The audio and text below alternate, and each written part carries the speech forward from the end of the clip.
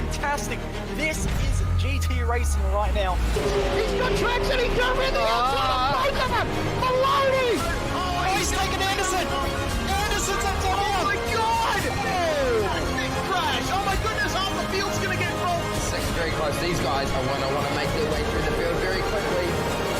Oh, here we go! Oh no! That's massive! This is it! This is over! I can't believe this! Oh my god! God, what?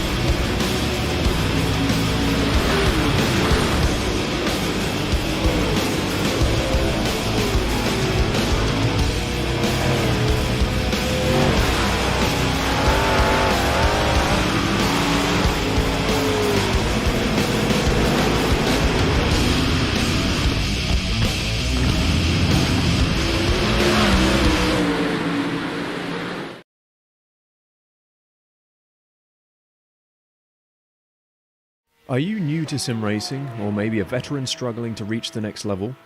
Have you ever wondered how the aliens reach impressive lap times that seem impossible to achieve? If so, you're not alone. Most drivers reach a certain level and get stuck. But getting faster on track is easier than you think. VRS coaches are some of the best sim racers in the world and offer one-on-one driver skills training at affordable rates to help new drivers learn the basics and help experienced drivers break through to the next level. Are you ready to get faster and get off the iRacing roller coaster? If so, VRS one-on-one personal training is for you.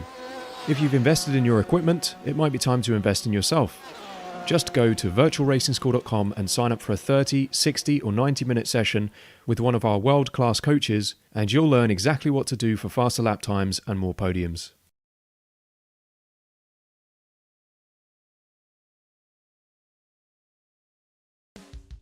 Welcome one and welcome all to SimSpeed TV. It's Friday night and you know what that means. It's time for Fixed Indy Australia Round 4 from Richmond Raceway. We're in the third oval round of the season and we come to a very tight and very difficult oval for the Indy Cars here at Richmond. Can't wait to see what cautions, dramas, crashes, probably good racing this is going to throw up. My name's Reese Gardner. It's Brad Wingard alongside me in the commentary box with Jay Kennedy on production. Brad, it's Richmond. It's a pretty popular circuit on the IndyCar schedule in real life. IndyCar going short track racing, not something you see every day. No, it's really not. And we went to Gateway a couple of weeks ago and that's a bit faster than here. Richmond is very patient of a track and tyres are going to be a big factor like they were at Gateway, but I think the biggest thing is just going to be patience and the power. Yeah, it definitely seems that way with a lot of drivers in practice having trouble keeping their rear ends in check. And of course, this being a fixed setup series, you can't do much to change that characteristic. We'll have to wait and see how the drivers go when the race session ticks over. We're currently in qualifying at the moment, and this is what we've got in terms of the race length and strategy. 120 laps, of course, one compound of tyres for everyone with 3 sets of tyres total during that 120 laps, and a fuel tank will get you about 90 to 95. So if there is a bunch of cautions, there's every chance we might see what happened at Gateway, the leaders of the race making it on no pit stops. It will be quite interesting. But qualifying is now over, and it looks to me as though Bo Albert and Sam Blacklock have made it an Altus Esports 1-2. They are going to start on the front row here with Job Stewart and Daniel Yeaman starting on the second row. Kobe Williams and Cameron Dance will line up on row 3. Stewart and Dance, 2 of our championship protagonists here in Fixed Indy Australia. Starting 7th and 8th, it's going to be Brady Carr and Michael Whiting, with the top 10 rounded out by Blake Delaney and Dan Stevens. Meanwhile, it's James Shepard and Jamie Dyke on the 6th row. Sebastian Flock and Stephen Grimmer start row 7. Simon Mizomo and David Coleman round out row 8, Blair Bowler and Doug South in 17th and 18th. 19th is Zach Mitchell next to Tyson Broad. Adrian Vlock, the last card of qualify on row 11. Mitch McLeod making his debut tonight, rounding out the grid, and Tom Wilkinson, of course, in the RC booth tonight. Yes, indeed. Let's see what Tom will have to deal with tonight. Job Stewart still leading the championship standings with Cameron Dance trailing him by 11 points. Sam Blacklock, though, having taken the win last time out at Las Vegas, he has rocketed up the standings into third, and he could certainly be a factor in the final few rounds of this season. Yeah, absolutely can. And a lot of those drivers that we see on screen, Lachlan Capel, Blake Delaney, Corey McFarlane, Thomas Hinds, aren't here tonight. So Tyson Broad is starting 20th, but that's a lot of people that he can quite easily pass if he just finishes the race tonight.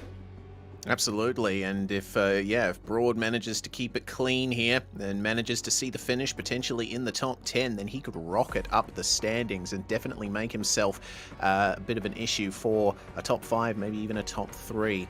The season so far, well, we are coming up to halfway through the season. At the when the checkered flag drops, we will be officially 50% of the way through our calendar.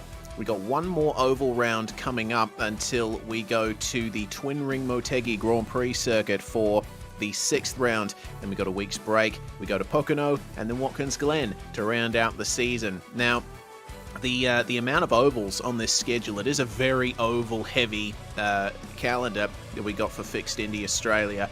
The drivers, some of them have been having trouble adapting to that. It's certainly been very eye-opening seeing the amount of incidents that have happened on these oval tracks, Brad. Yeah, it definitely is, and especially when we're going slow track, fast track, slow track, fast track. And we've got 2 weeks off with Motegi in the week break, and then we're back at Pocono, which is extremely fast. So it's not like drivers are going, okay, we've just had Gateway, now we're at Richmond. Okay, this is a very similar approach. It's Richmond, now we're at Vegas, and we saw how quick that was last week, and then we're back here, and then next week at Atlanta is going to be quite fast as well. So I think that inconsistency is making it a bit difficult for drivers to adapt to a car that not a lot of people in AusNZ really drive that much. Yes, but these 8 drivers are among the 23 that are doing that tonight. Up on the top row, we have Simon Mazzomo, Zach Mitchell, and Sam Blacklock, who is not currently present in his rig, going left to right. It's Sebastian Flock in the middle row with Daniel Stevens and Tyson Broad alongside him. On the bottom row, Bo Albert, also absent from his sim rig. The Altus guys obviously taking a bit of a walk around, maybe a bathroom break, stretch their legs before we tick over into the race session. And down in the bottom right corner is, of course, Cameron Dance, who will be definitely looking for a good result here tonight. He has only qualified in 6th, so not as close to his championship rival Job Stewart as he would like, but certainly he can take advantage if there are problems up the front. But certainly it seems Altus Esports have come here the most prepared tonight with only 30 seconds left. And there we go, we got a 9th driver on Zoom on the bottom right. That is Daniel Yeaman, series administrator, who is having a steer. And both Bo Albert and Sam Blacklock now back in their seats. They are ready and prepared. Hello, Dan. Oh, he's such a showman. He's a very quiet man, but he is such a showman, is Daniel Yeaman. And you can kind of gauge that if you have just a short conversation with him, but he always wants the best for everyone, but he also knows to put his foot down, and he's had to do that a bit in the series so far. And I feel like tonight's not going to be too different, unfortunately, but we were worried about Vegas last week, so hopefully we're wrong about Richmond tonight as well. Well, let's see. We have the opportunity to find out now as the checkered flag flies in the warm-up session. And we jump on through into the race. Now, this is going to be a new experience for me, Brad. I have never commentated a race at Richmond before. I think I might have driven it a couple of times in a test session many moons ago, but certainly I've never seen any racing action here. So this is going to be a new racing experience for me. What about you? I was here for AOG's scrap season late last year in the NASCAR trucks, and it's very interesting. I haven't commentated on it either, and I don't know how OCD you are, but I'm not sure if you've noticed that the start line and the start gantry isn't actually in the middle of the front straight. It's kind of off to the left, and it really bugs me. You can't see that from a driver's perspective, but from our perspective, it's plain as day, and I'm really, really not a fan. I'm really upset that our director, Jay Kennedy, reminded me of that. But, that doesn't change the racing. It just haunts me to my soul. But the racing can be very good here, but I haven't seen Indy cars here.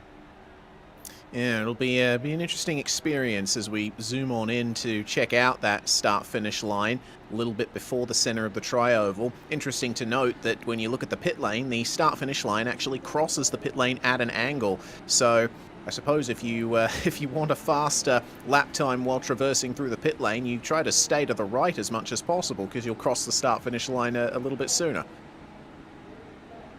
Yeah, it's definitely a weird one. It's very unique. I can't think of anywhere in the world that's like that, but we get that here, I guess, and I don't know. It's just a really weird anomaly.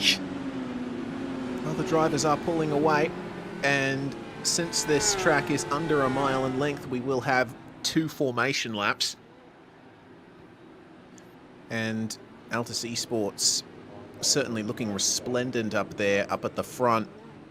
They've come out in flying colours for this round of Fixed Indy Australia, presented by Aussie Online Gaming and ourselves here at SimSpeed TV. I have no idea what to expect, Brad, because getting off the start, I mean, these cars are running the higher downforce setup for this very short speedway, but it's going to be difficult putting the power down going at such low speeds here. It really isn't, because fuel maps 1 to 7 are all the same amount of power, and fuel 8 is fuel mode. So you can't really go, okay, I'll knock it down into 6 and have a little bit less power, because it's all still there. It just changes the mapping. So this start's going to be interesting. Indeed, the green flag flies. It's a good start from Bo Albert. Not the best from Sam Blacklock, though. He's going to allow Job Stewart up as inside as they go into turn 1 for the first time. Cameron Dance is side by side with Kobe Williams fighting over 5th and 6th, and it looks like Cam is just going to get P5 there as they come into turn 3 and complete the first lap. It is over just like that.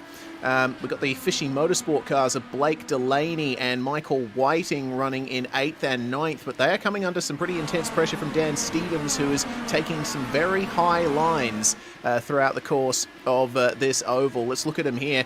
Actually, it looks like he might have been overshooting a little. He does still stay a lane up from the bottom, though, so maybe he's looking for tyre preservation at this stage.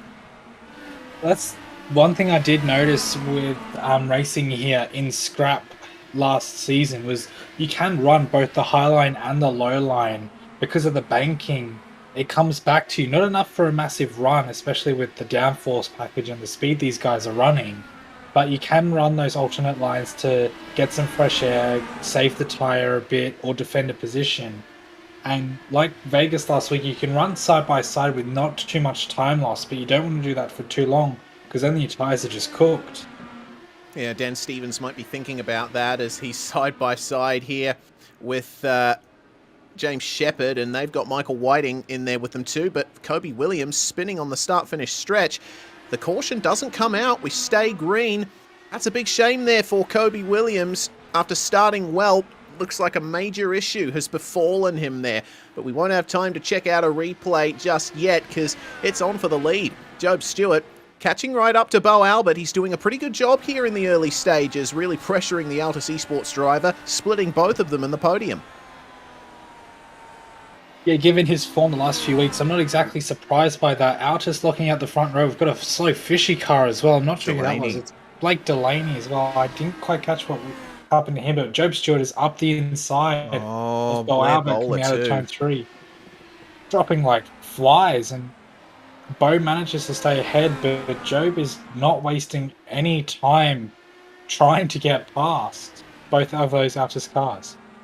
Quite a few drivers having trouble here so far tonight with spins and the like. Probably having issues putting the power down through the turns, maybe contact with some other cars through what are very tight corners. Albert running a little bit wide, coming onto the back stretch, almost allowed a move up the inside from Job Stewart. He's still going to stay a lane up in turns 3 and 4. Let's see what Job can do here. Going down into third gear for these turns. And they're already coming up on their first part of lap traffic here. They got Zach Mitchell just up ahead of them. And they'll be hoping that he makes life a bit easy for them, but he's not going to make it easy for Bo Albert here. Has to go tight coming out of the Turn 4 complex, but he does allow them all by without incident. And Mitchell's going to stay high here to let his teammate Daniel Yeaman go. Got a few battle packs of cars forming here. As Blair Bowler, he's just taken some service in the pit lane with a bit of damage repair, and Bo Albert under immense pressure from Job Stewart now for the lead of the race. Managed to make it 12 laps now. And Job Stewart looks like he might just be able to take the lead if he nails the exit out of these turns. Unfortunately, he can't maximize the exit because Albert is still maintaining that outside line. Yeah, this is the beautiful thing about Richmond. That's why it's so popular in the official series, because it is a very difficult track, but it rewards you in so many different ways as a driver. Both Sam and Bo have done many laps of practice in this session alone. Sam Blacklock behind with the most in the session. I think it was just shy of 120 laps of practice. So that's going to be interesting to see how he goes towards the end of the race. Job Stewart only doing 20, so might have that early stint pace, but his tyres might not be able to last. Sam, on the other hand, has run pretty much race distance in practice alone. So it'll be interesting to see if this stint stays green for long enough, if Sam can really start to get that benefit. Looks like Daniel Yeaman has gone for a spin there. Unfortunately, he was running quite well in the top 5, and we're still trying to go side by side here for the lead. And oh my goodness, that's a big incident there. Why aren't the cautions coming out for any of these? There we go. That took a while, but we do have our first caution of the race, 16 laps in.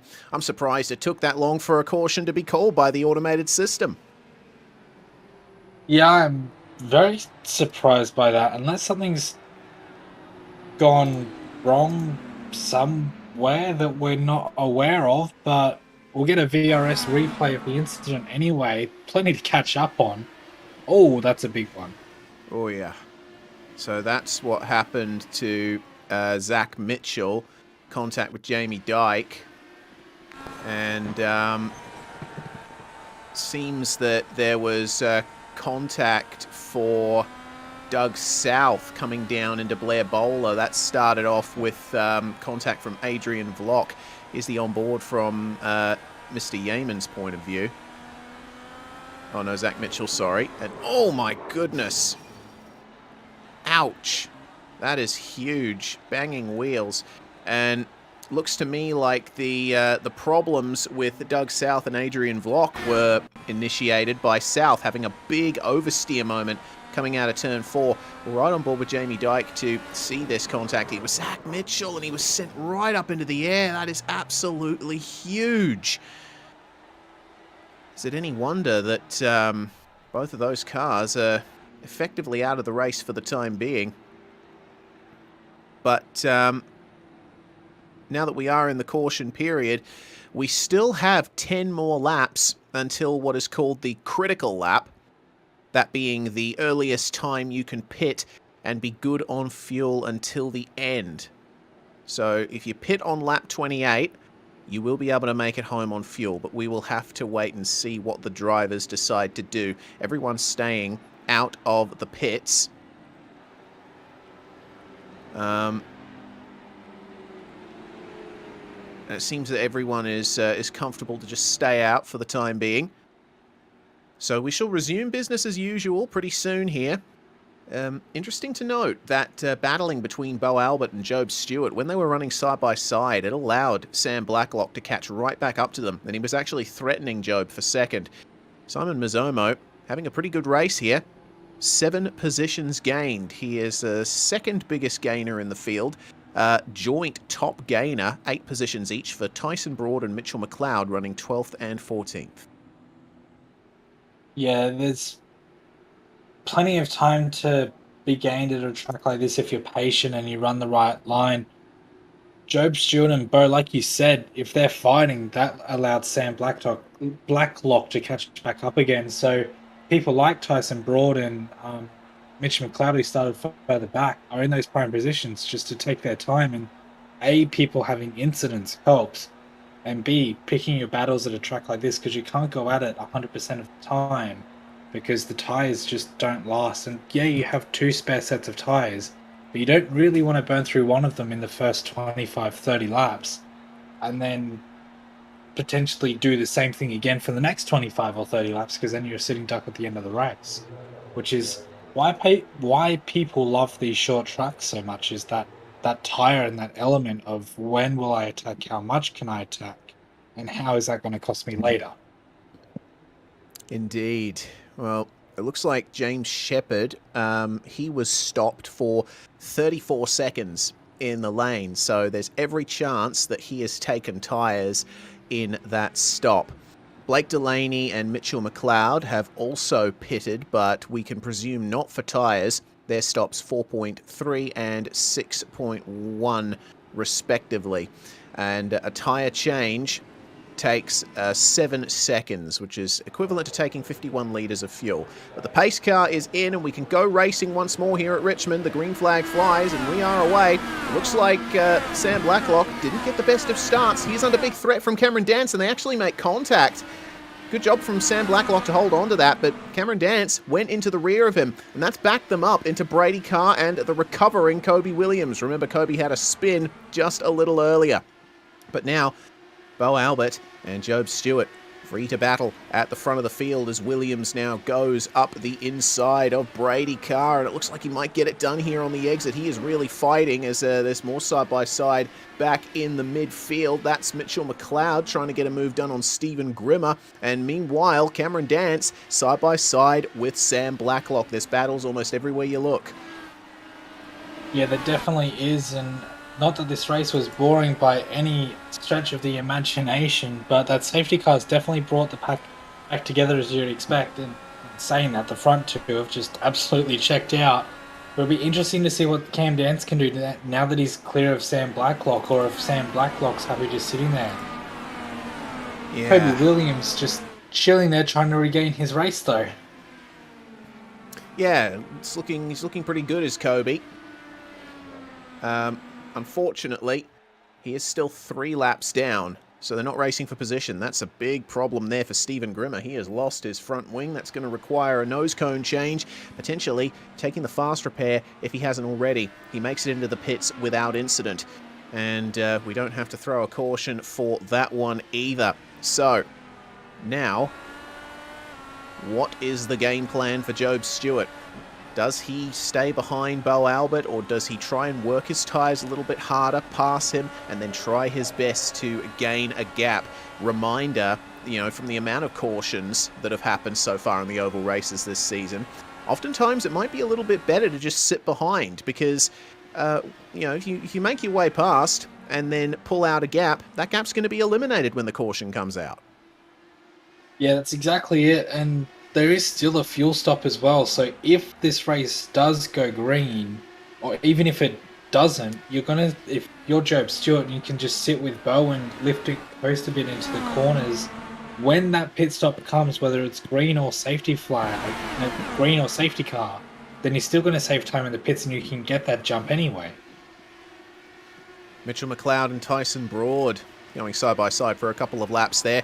It seems that McLeod, he's pretty comfortable trying to run the outside line when he's in clear air, and doesn't seem like the inside line is working too much for him when running side by side. Again, this track being the way it is, you don't want to necessarily be on the inside at exit. Let's see if he can get ahead of Tyson Broad into turns 1 and 2. Lurking in the background, they do have Daniel Yeaman and Blake Delaney. Dan is recovering from a spin himself, but he's had to make way for Delaney in turn 1, who put on a massive dive on him, and Mitch has gotten by Tyson Broad, but for how long? Broad's going for the over-under down the start-finish stretch. and to the inside, but it looks like he scrubbed off a bit too much speed there down low. So Mitchell McLeod will focus now on trying to get away from him, catch up to David Coleman, and Sebastian Flock up ahead. Definitely going to catch up to Sebastian Flock because he's just had a big understeer moment and it seems losing a ton of pace. Yeah, it's so easy to do, especially out of turn 3 and turn 4. That outside wall coming to the start line, it comes at you so quickly. Like, this is a slow racetrack, but these are still Indy cars. They are quick, and that outside wall just surprises you more than a lot of others. And Mitch McLeod is already pounding the back of Seb Flock, and an absolute missile out of turn 2. Yeah, Mitch is doing quite well here for the time being, and it looks like he might just make the move as there's a spinner ahead. David Coleman, he does get off the racing surface though, so we are going to stay green. Poor David, he was running in 9th at the time, and he's fallen all the way back down to 15th, so he's got a bit more work to do going through into the later stages of this race. We are 36 laps in now, and it is still Bo Albert who leads the way by 0.3 of a second from Job Stewart. Dance and Blacklock, they're in their own little world right now. They're not battling each other, but between Brady Carr and Michael Whiting, whoa, my goodness, there we go. Yellow flag is out, and it looks like that's been another issue for Kobe Williams that has triggered that, and also involved in that one of the Drop Bear Motorsport cars. I have no idea what's going on there. Seems to me, looking at the replay, Brady Carr, unfortunately, one of the cars involved. Looks like Kobe, just on the entry, he might have thought he had to check up for Sam Blacklock up ahead, and the rear end went light. So, poor Brady Carr, he got directly involved in this. Williams spinning down the racetrack, and Carr had to take avoiding action, which unfortunately tipped him into a spin. And some contact with Michael Whiting as well on the way.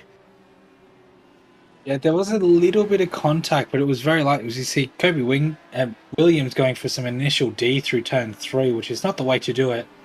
If there was contact on Brady Carr's front end, then it must have been minuscule, because he did a very good job. Both of them did a very good job to avoid a major accident. Not sure who that was that nearly wiped his front end off, but God, it was close.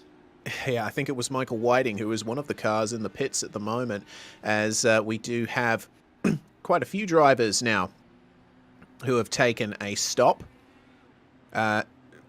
Looks like Dance, Stevens, Mazzomo, Whiting, Coleman, Carr as well. They have all jumped in for some fresh rubber and a full tank.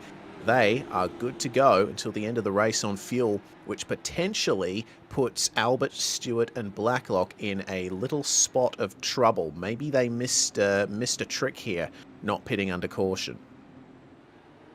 I'm not sure how to call that one, because I doubt that's going to be the last caution we have for the race. If it is, then yeah, those guys are in a prime position.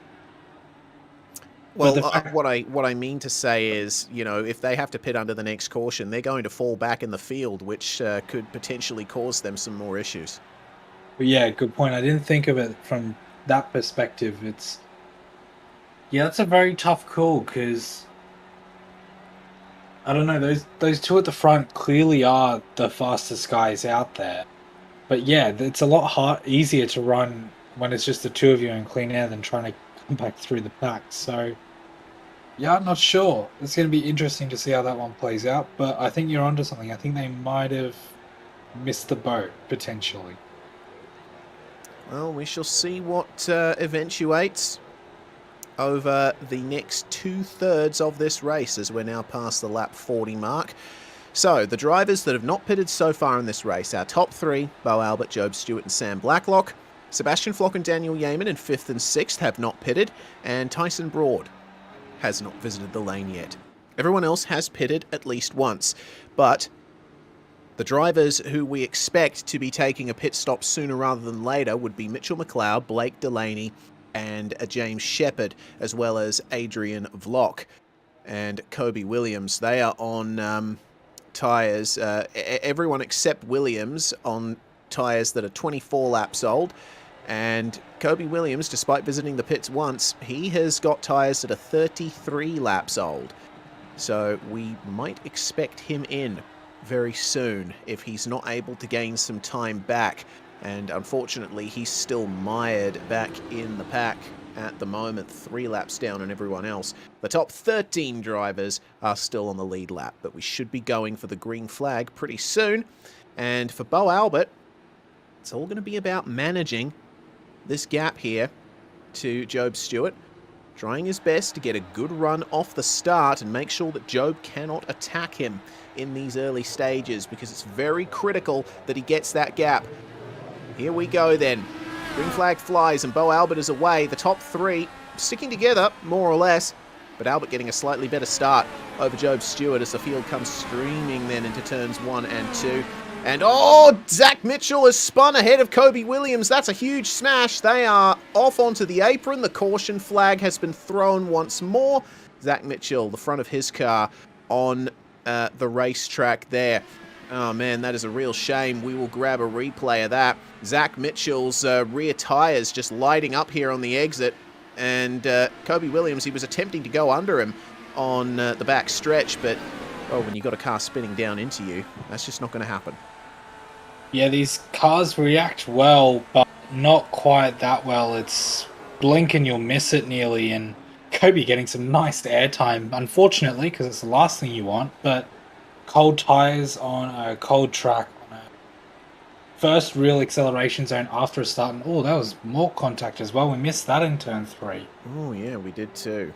Not sure who that was. It looks like Adrian Vlock might have been involved in that. He's down in the pit lane at the moment. Kobe Williams' front left suspension destroyed. You can see just on the left of the frame the tyre flailing around in protest. That is not connected to the suspension anymore.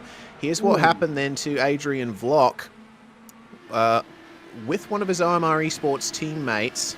And they go past the incident between Mitchell and Williams, and he goes right into the back of another car coming into turn 3. I'm not sure what happened there.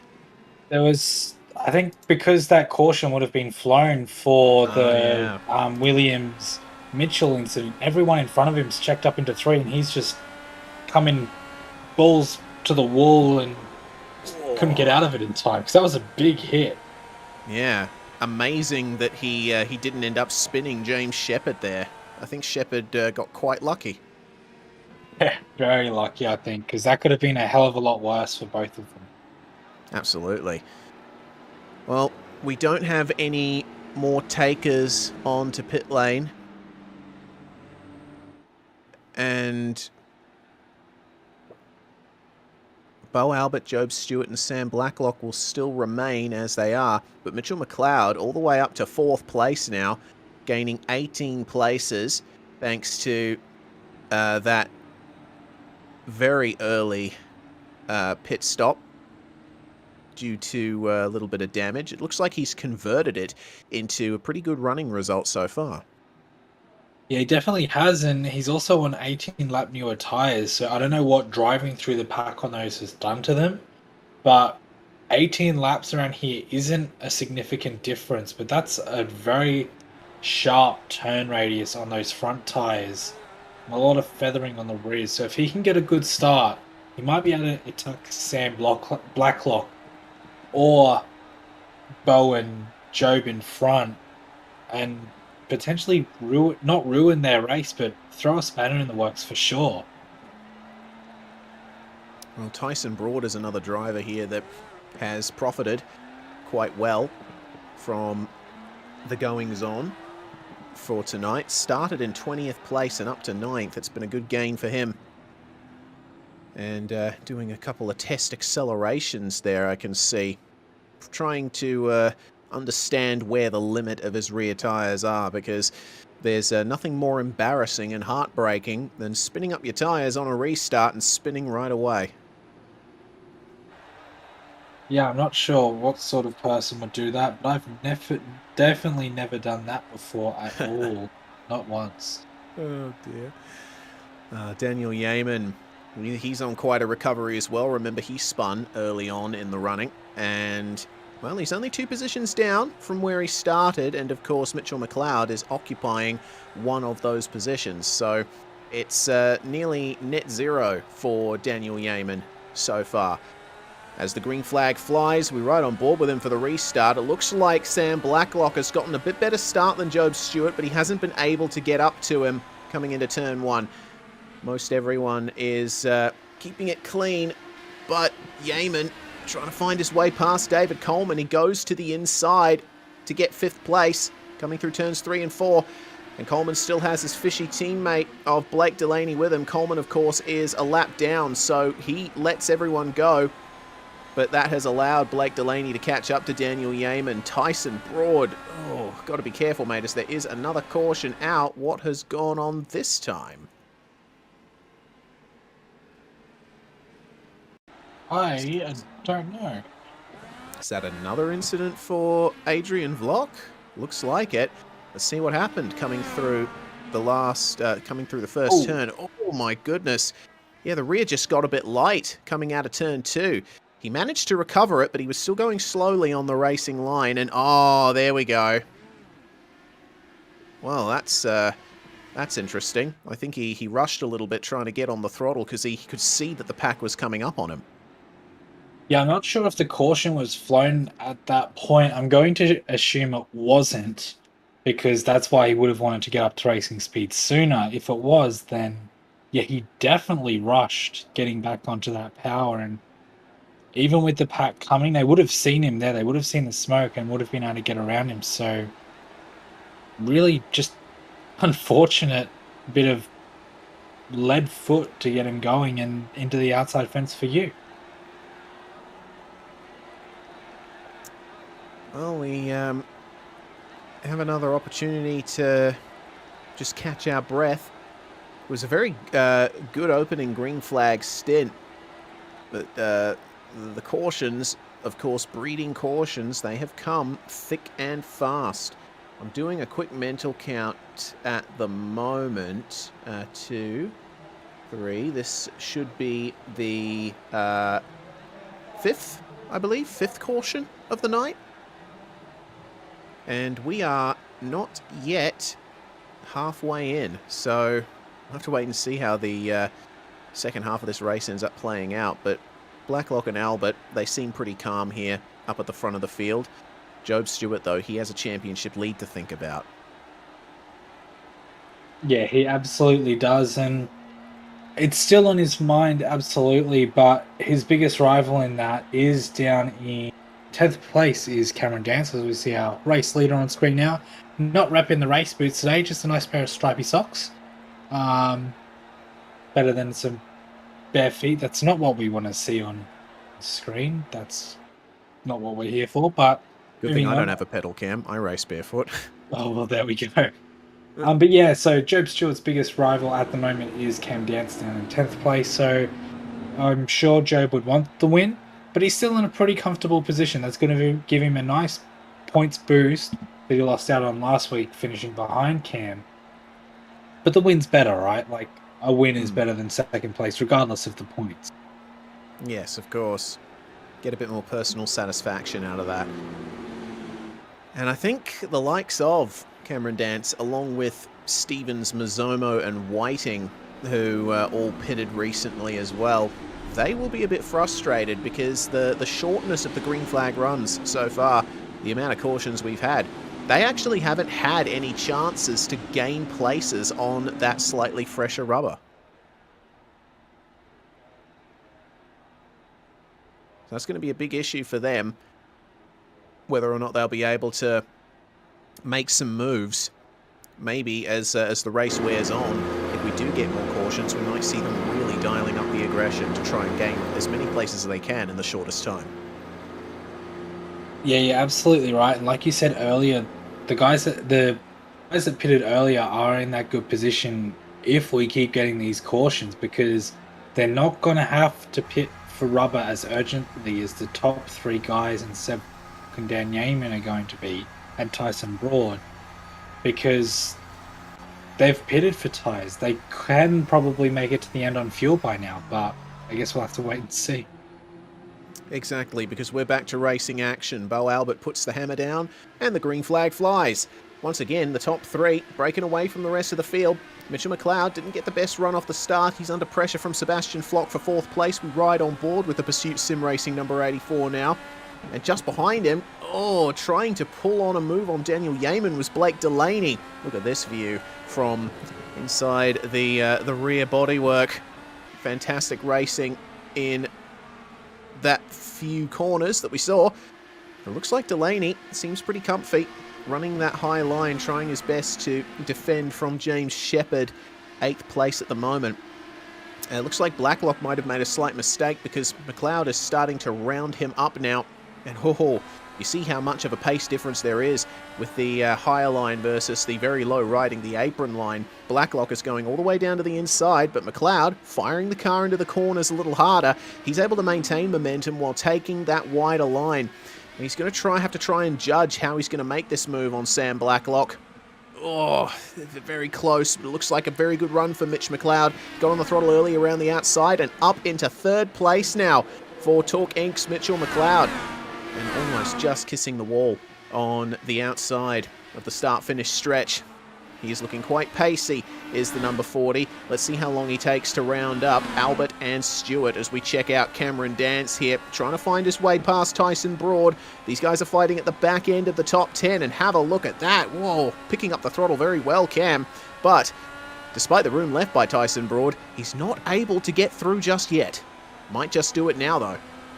Yeah, I was going to say, that's that tyre difference that we were talking about. That's what 30 laps does to the tyres around here. Now that these guys are getting a bit of green flag running, touch wood, they're really starting to show their own. Mitch McLeod got past Sam Blacklock pretty comfortably, and I think tyres have a lot to do with that. Next up the road for Cam Dance is James Shepherd. So Shepherd also pitted, so it might be a bit harder for Cam, but I'm not sure what the pace advantage is between the two of them. Can't be too much on a track like this. Pretty identical lap times, actually. So Mitch McLeod is on an absolute tear compared to those in front of him, and it's only a matter of time until Blake that's a slow drop there car up high. Yeah, Zach Mitchell, he's trying to let all of the pack go. He's clobbered the wall a couple of times. We are going to stay green. It looks like Mitchell has stayed out of everyone's way, but like you say, Brad, there were a few close calls in the midst of that. But it is on for the lead once again. Job Stewart going all the way to the inside. Albert seems comfortable about a car width, half a car width up from the bottom, at least in turns 3 and 4 at least. They're coming up to it now. We'll see what they do. Yeah, you see the difference in line there. Stewart is taking the very inside line all the way around the racetrack. Albert taking a little bit of a wider line through turns 3 and 4 to try and get that run onto the start-finish stretch, but Job is really starting to put the pressure on now. It's amazing how close they run to the wall around here. Yeah, it's insane. They're going 240 k's an hour over the line, right up against the wall. Not quite that on exit, but it comes at you, and the speeds that they carry, that's a 220 k an hour approach to that wall on the outside. And it's interesting to see the lines that Bo's running as the defender and Job is running as the aggressor, because Bo gives that little bit of room inside, but he also protects that outside run from Job as well. The gap's a bit too big now, but when Job gets closer, you can see Bo change his lines to a slightly defensive position, and it's really, that's why people love this track. So many different lines for so many different uses. It just spices up the racing so much. That it does. We're right on board with Simon Mazzomo, who's currently in 12th place. They got a car letting them go. That's one of the OMR cars, Adrian Vlock, back out onto the circuit once again after a few trips into the pits to get damage repaired. Mazzomo trying his best to chase down Daniel Stevens and Brady Carr here. Brady Carr, of course, not for position. He's still down in 14th. But David Coleman taking our first green flag pit stop of the race. And he was on the lead lap, I believe. But now he will fall back. He's done 67 laps so far, and that's his third stop of the night.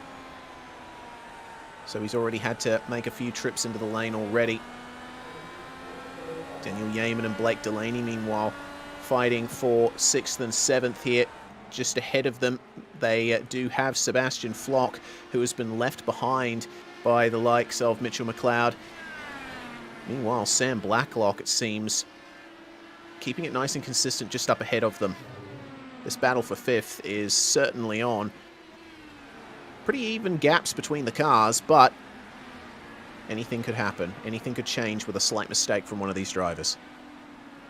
Yeah, absolutely. And we've seen enough, well, not enough, but plenty of those tonight. We are now over halfway.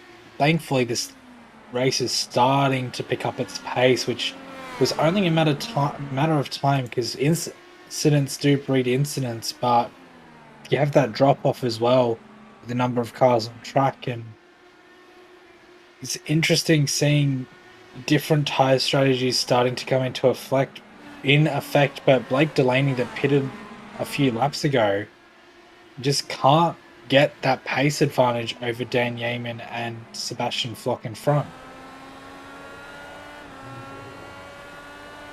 Yeah, it seems that the tyre pace drops off a little bit once you get a few laps into the stint. The tyres are being worked very hard around here. Yes, it is a bit of a slower oval than some of the other ones we see, but there's plenty more load going through the tyres, not just because of the higher downforce package. Oh, Daniel Stevens going for a slide. He keeps it going, and is tipped into a spin by Stephen Grimmer. There we go. They are around, but they're kind of off the racing surface. The caution has not been thrown for that. They're off the racing line, and they both will get going. We stay green. Unfortunate there for Daniel Stevens. He had that recovered until Grimmer arrived on the scene. Yeah, I didn't quite catch what happened there. I'm going to have to go back and have a look in a second, but I think Stevens might have some slight damage. He's had a bit of trouble keeping the car straight. It just looks to me like Stevens on the entry into turn 3, the rear end got light. Fortunate that no other cars are involved in that other than Stephen Grimmer. yeah, it was very well saved by Dan Stevens, but then he just comes down. I don't even know if there was contact. It just comes down the apron and then gets on the gas and lights it up again. But they're both going again. No one else was really involved, which is good. Keeps the race going, and I'm sure Bo appreciates that as well now, to nearly 0.7 of a second over Job Stewart. Now this is the biggest lead he's had all race. Looks like Bo Albert's in the zone. Running pretty consistent low 18-second lap times. Dipped into the 17s just off the caution when the tyres had cooled down, but now he's keeping that pace nice and consistent. He actually took a 10th out of Job Stewart on the last lap. See how much more he can gain from this, and you see the pedal work that he has to do. Plenty of braking required here at Richmond. Only light taps of the pedal, but you do drag it quite some way into the turns. You want to try and transfer that weight onto the fronts and get the car rotating so you can get as straight as possible out of the corners. Looks like Sebastian Flock might be in a bit of trouble here from Daniel Yeaman. Didn't have the best run out of turn 3. And same can be said for turn 4 as well. Looks like Daniel Yeaman is starting to round him up. Took 2/10 out of him on the last lap.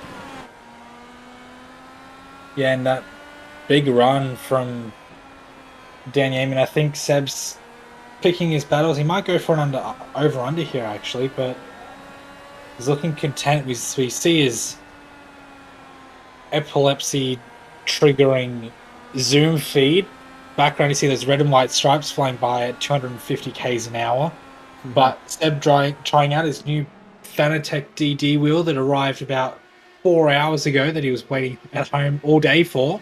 Thankfully came just in time, and I'm sure he's loving that at the moment, but it's not quite enough to keep him in front of Dan Yeaman. Well, this is one heck of a test race for his new hardware for Sebastian Flock. And that's a change of position between Simon Mazzomo and Tyson Broad. Mazzomo now up into 10th place, but will Broad be able to hold on to it with a line around the outside? Doesn't look like it. Coming off the banking onto the start-finish stretch. So Mazzomo doing quite well here. Remember, Tyson Broad has tyres that are 18 laps older than Mazomo. He's done 87 laps on that set of tyres now, and they must be crying out for mercy. Same could be said for Blacklock, Yeaman, and Flock. They're approaching their 88th lap on this set. Yeah, that's exactly it. And it's funny you say that, because I was wondering that I thought Mitch McLeod would making a bigger impact than he has been, and Bo's been slowed down by a little bit of traffic in front, giving him a bit of aero wash through the corners, but McLeod really hasn't closed the gap as much as I thought he would, because he got past Sam Blacklock so easily. I thought, okay, a couple of laps he's going to be right there, but he just hasn't been. I mean, he's been running a really good, consistent race, but it's not quite where I thought he'd be at this point. Yeah, it looks like the pace has stabilised for Mitchell McLeod now that the tyres are up to temperature and staying within that temperature range.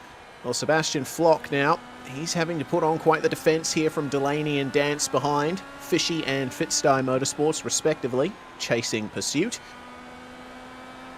And Cam is being quite easy on the wheel input, coming into turns 3 and 4, but of course, he is getting his lean on, and we've seen that plenty of times last year in the Majors series. Of course, Cam, the reigning champion of the international division of the Majors. International region, I should correct myself. Certainly that lean definitely gives him a few more tenths of a second through the corners. It has to. Otherwise, why would he do it? Well, exactly. We see it happen in series like Scops and stuff as well, where we have certain drivers who everyone knows who I'm talking about will lean through the corners, and they're some of the fastest supercars drivers on iRacing. So it must be a thing, and I just don't do enough of it. That's why I'm not quick. But Cam putting it on full display, and there's the move as easy as you like. I don't think we'll see it over and under, and Cam's been waiting very patiently for that one. He has indeed. Delaney just running a little wide, and Dance was there to go through. Well, we shall have to wait and see then whether or not Delaney can fight back as we check out. Sebastian Flock still chasing down Bo Albert. The gap is reasonably stable at around half a second between these two. Of course, that's ebbing and flowing with traffic as the caution is out. Something has gone wrong out there. That looks like Kobe Williams once again running into a problem, and that's pretty heavy damage on the car. I'm wondering if he'll even make it back out at this point. Yeah, we'll see it now, and he hits the outside wall there, comes back across, and then that's not stopping anytime soon. Very lucky for, I think that was Mitchell McLeod coming through as well to not collect him, but because he came across quite late as well. Well, oh dear, it's been an issue. This is what happened to Daniel Stevens earlier on. He comes into the corner. Actually, it happens another corner later than this one. Oh, yeah, I didn't see that. The fact that he hit the wall beforehand, I only saw that slide and Stephen Grimmer tapping him in the rear, and both of them coming to a stop. But yeah, Stevens suffering a little bit of understeer, it seems, getting that front suspension damage. Well, looks like Bo Albert has taken this opportunity to jump into the pits, as has his teammate Sam Blacklock, Daniel Yeaman, and Sebastian Flock in as well. Mitchell McLeod and Tyson Broad jumping into the lane too, but Job Stewart has stayed out. This is an interesting call here from the number 35. Yeah, I think this is going to be not a championship deciding call, but this could very easily win him the race, and Bo Albert's now down in 11th position, I think. Oh, he's only in 6th. Never mind.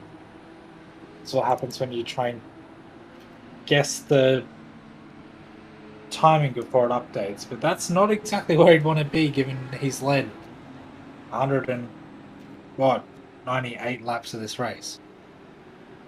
Yes, indeed. It's certainly going to be an interesting run here towards the end.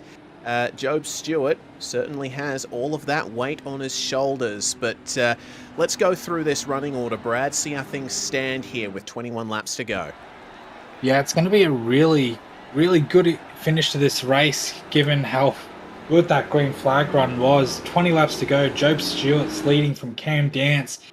Kind of had a bit of a resurrection to his race. Blake Delaney and James Shepherd, 4th, 5th. Simon Mizzomo's up to 5th, now up 10. Oh, Albert, of course, in 6th after his pit stop. Mitch McLeod still up 15 spots in 7th place. Dan Yeaman and Seb Flock are still going around at their pace in 7th and 8th. Tyson Broad, Michael Whiting and Brady Carr starting the lap cars who pitted earlier haven't been able to get their laps back yet. Dan Stevens and Stephen Grimmer just behind them. Kobe Williams after his crash, 10 laps down. Adrian Vlock still circulating. He's 23 laps down, but he's still going for it, which we love to see.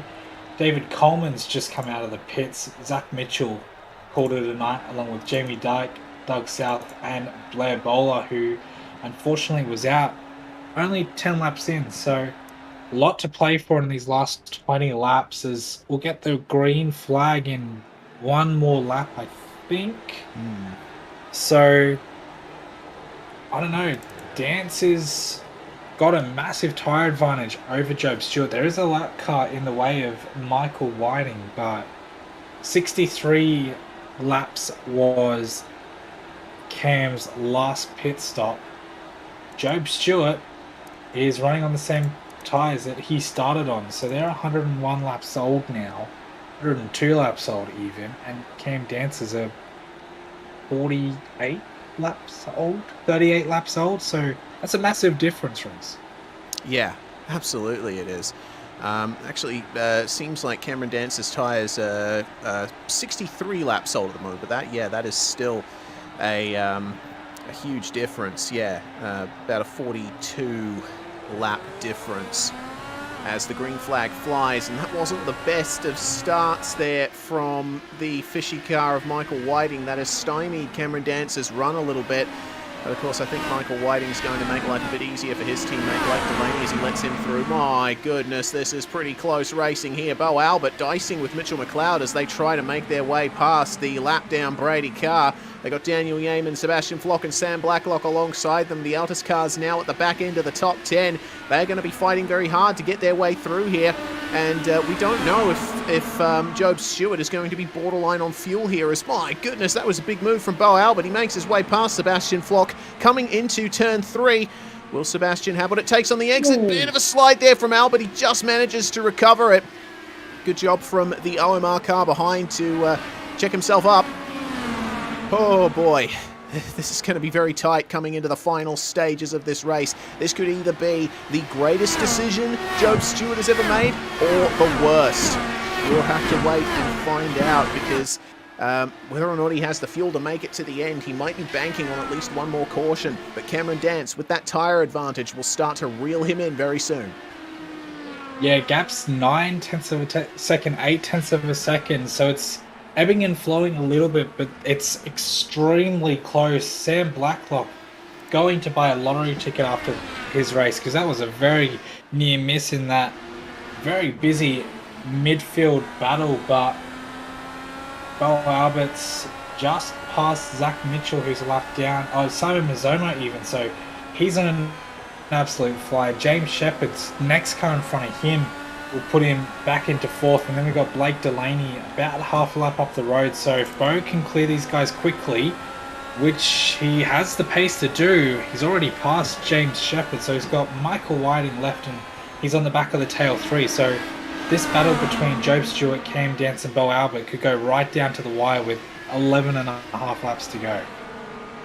I'm looking forward to seeing how this one goes. Bo Albert, Mitchell McLeod, Daniel Yeaman, Sam Blacklock and Sebastian Flock all on the freshest tyres in the field. Dan Stevens as well, but unfortunately he's not a factor after his spin. And Daniel Yeaman still got his casual air about him as he's trying to fight his way through this battle. Oh no, there we go! We just caught that live. That was a spin from Daniel Yeaman, and he has collected Bo Albert! Sam Blacklock. Oh, Sam Blacklock, sorry. My apologies. One of the Altus cars involved in that but it doesn't look like much in the way of visual damage there from Sam Blacklock. He's probably got a big hit to the suspension, though. This is going to be a few laps sprint to the end. I think that was a bit of neck crack damage for Sam Blacklock, and we'll see it in a second. Dan just gets a little bit too familiar with that pedal, and Sam had nowhere to go, but it seems to be a bit of neck crack because it fixes itself, and the car looks pretty straight from all of his onboards. Oh man, that was so unexpected. Yeah, absolutely. This is the onboard view here. You'll see the visual damage happen. It looks like Sam Blacklock might have just avoided making contact there with Daniel Yeaman as he ended up spinning. Wow, we were right on the Zoom feed for that when Dan had his spin. And judging by his reaction, it looked like it came out of nowhere. Yeah, that exit of turn 4 is... I mean, all of these corners are so tricky to exit, but that was...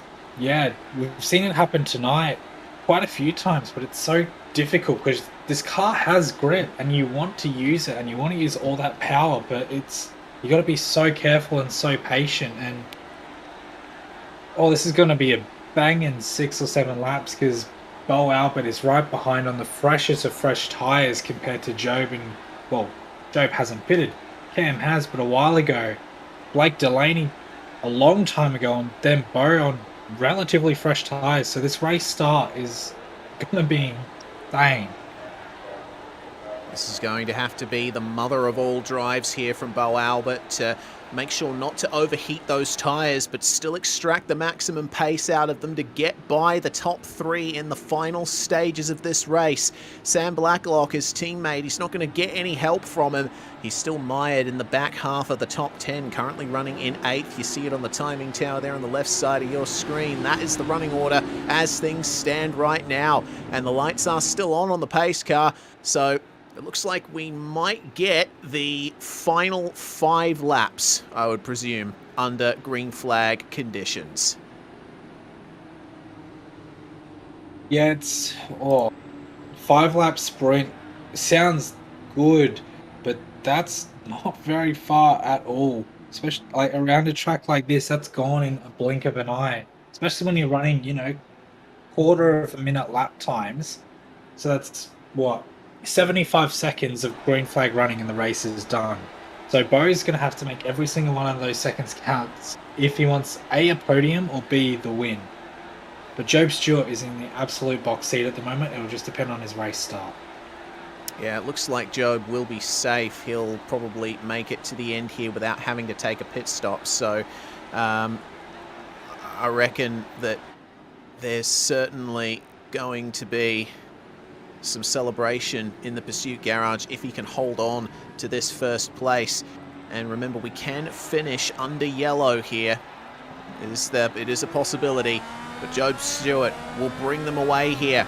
Or the green flag gets a good run on Cameron Dance. Bo Albert is trying to line up Blake Delaney for an outside move in turns 1 and 2. And look at that run that the Aldous Esports driver has. Fantastic stuff, but Delaney is really fighting him. Just behind you see Mitch McLeod going for the move on James Shepherd. He is going to get that done and move up into 5th place. And Albert completes the move on Blake Delaney. Next target, Cameron Dance. There are only 4 laps to go here at Richmond Raceway for the 4th round of Fixed Indy Australia.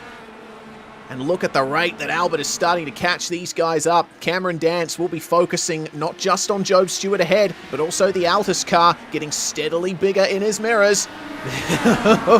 Side by side here. Job Stewart had to compromise his line. Cameron Dance is going to try round the outside in turns 1 and 2. Gets on the throttle a little bit earlier. This is just helping Bo Albert catch up to the back of these guys. Now it's 3 laps to go. Stewart lifts off and gives Dance the position, but he's going to lose even 2nd place from that. He's out of fuel. Job Stewart is out of fuel. He couldn't make it to the end. And now Bo is right on the back of Cam. These guys have raced each other over many years. White flag time. Let's see if Albert has got what it takes to put a move on the reigning Majors champion and 2nd place in the championship here in Fixed Indy Australia. Cameron Dance, Sam Blacklock spins in the background, but we are not going to go to caution. Cameron Dance, he gets out of the corner just in time and celebrates as he crosses the line in first.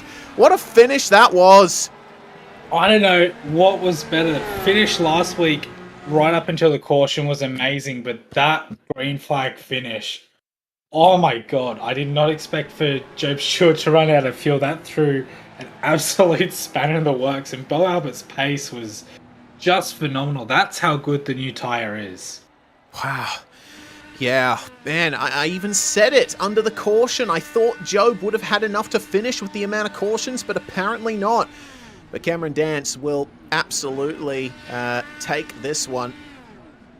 A fantastic win for him, his second of the season, and with Job Stewart ending up crossing the line in 12th place, classified 12th at the end, that could potentially be Cameron Dance into the championship lead.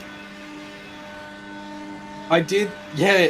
You said he might be out of fuel, could run out of fuel, and I remember mentioning that it could be a race deciding decision not to pit it. It could actually end up being a championship deciding decision to not pit. That really throws that championship up in the air, and I can't wait to see how the second half plays out, because if it's like this first half, we are in for a treat.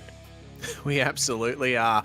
These are then the unofficial results. Cameron Dance, by 0.2 of a second, takes victory from Bo Albert. A great charge from Bo in the final stages, but if there was one more lap on the race, he just might have gotten the number 6. Blake Delaney's going to complete the podium positions. A great drive there from Blake, up 16 positions. It's up 18 positions for Mitchell McLeod, starting pretty much at the rear of the grid, and making his way up into 4th. Sebastian Flock's going to complete at the top 5. And it's James Shepherd, Tyson Broad coming home 6th and 7th. Simon Mazzomo coming home there in 8th place. Sam Blacklock unfortunately spinning in the final stages. He'll have to settle for 9th. And the last car to finish on the lead lap with Michael Whiting rounding out the top 10.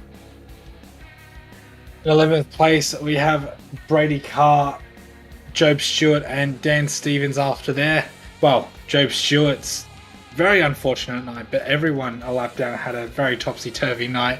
Dan Yeaman, after his spin, brought out that final caution. Stephen Grimmer and Adrian Vlock in 16th, and then I think that's pretty much all of our running drivers. There was David Coleman, Kobe Williams, Zach Mitchell, Jamie Dyke, Doug South, and Blair Bowler, all throwing in the towel very early or towards the end of the race, which was very unfortunate, but I guess that's what happens when you race these high-powered cars at a short circuit like this. Yeah, oh goodness me, that was quite the run there from many drivers in this race, and we're going to get an opportunity here to talk to our podium places. Cameron Dance is going to be the first one to join us. Cam, congratulations on your victory. That was quite the run from you. I think it all came down to Job Stewart deciding not to pit, but you still had to fight off against Bo Albert at the very end. Yeah, a little bit unfortunate for Bo, to be honest. If he had another 2 or 3 laps or so, he probably would have got me. So a bit unfortunate for him. But hey, look, good points. Joe appeared to run out of fuel as well, so that's really helped us in the championship, which means we're going to be leading it as well. So really stoked about that. But really difficult track tonight with how the Euro push and the tyres and everything were working. So yeah, really happy to come away with the win. Can you speak a little more detail about how these cars race here at Richmond? Because, obviously you're running the higher downforce setup, but with the tightness of these corners and, just how sensitive the aero can be, it can really do a number on the tyres. Yeah, it's really difficult. The aero push is actually a lot worse than you'd think it is, and with the short oval package, it's actually quite difficult around here to try and manage those tyres as well, because of the fact you don't have that rear downforce that you wish you had. So it really does make you look after those right side tyres, especially that right rear. I mean, my right rear after that run from when I pitted was only at 45%, so they were pretty well used in the end. But it was just all about managing those tyres very well and making sure you didn't spin them up too easily. Yeah, absolutely. Well, either way, looks like you might just be able to retake the championship lead here from Job Stewart with the results for both of you. We go to Atlanta next week. What are your feelings on that? It's definitely going to be a big tyre race, that one.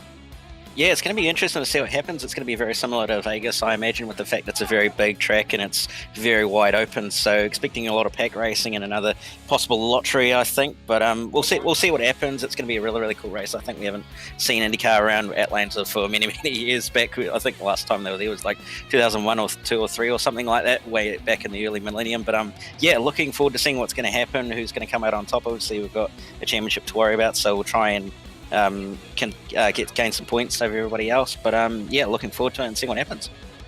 As are we. Before we let you go, Cam, who gets it done for you? Who'd you like to thank for your victory tonight? Yeah, just first of all, shout out to the boys at TechSense Fitstone Motorsport, as always, and obviously our partners, TechSense Sensors, Renville Harnesses, Demon Tweaks, Fight CRC, Sim3D, you guys for the awesome broadcast, as always. Dan, Tom, and the team from AOG for the awesome series, as always. The boys for the awesome racing, especially Bo and Job and that for what they've managed to do over the course of the past few rounds. And yeah, looking forward to seeing what's going to happen in the rest of the championship. Yes, we echo those words 100%. That's Cam Dance, race winner tonight here at Richmond Raceway. It was a brilliant drive to third place, meanwhile, for Blake Delaney. Congratulations on that, Blake. How were you approaching this round? Were you expecting much?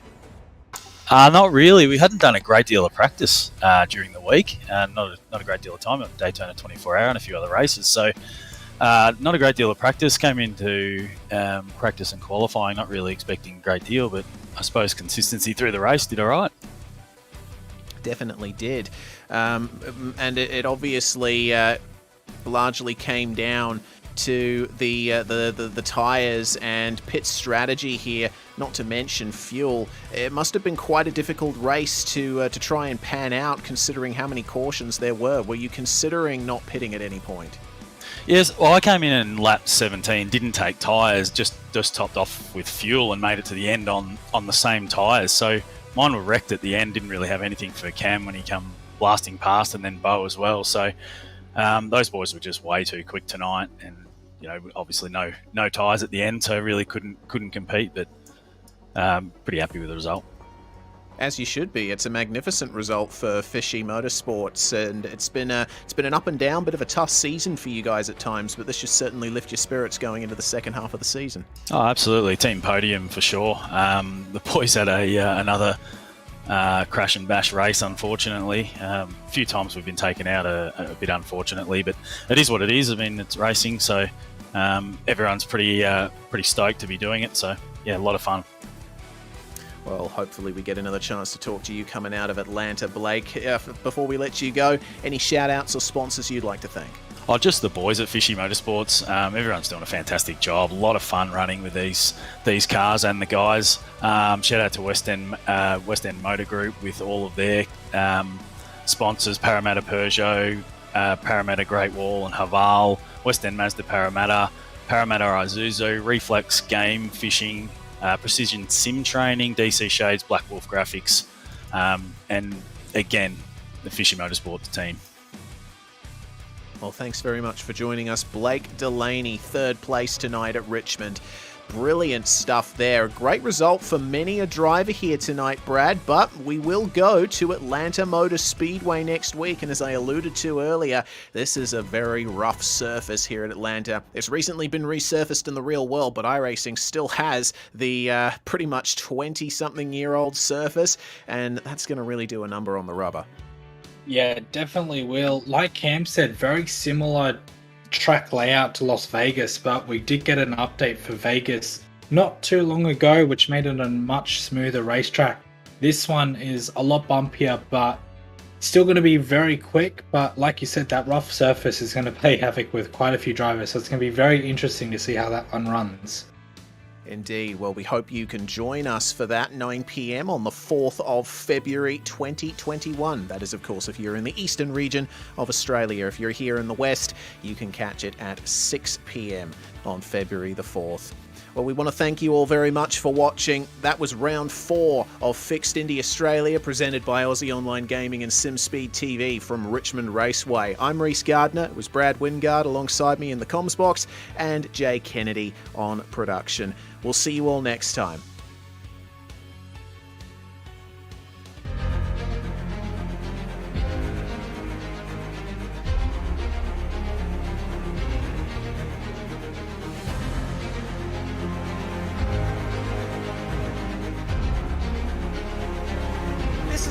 fantastic. This is GT racing right now. He's got traction, he's got rid of the outside of both of them! Maloney! Oh, he's taken Anderson. Anderson's up top. Oh my god! Oh! Big crash! Oh my goodness, half the field's gonna get rolled! Six very close. These guys are want to make their way through the field very quickly. Oh, here we go. Oh no! That's massive. This is it. This is over. I can't believe this. Oh my god. God!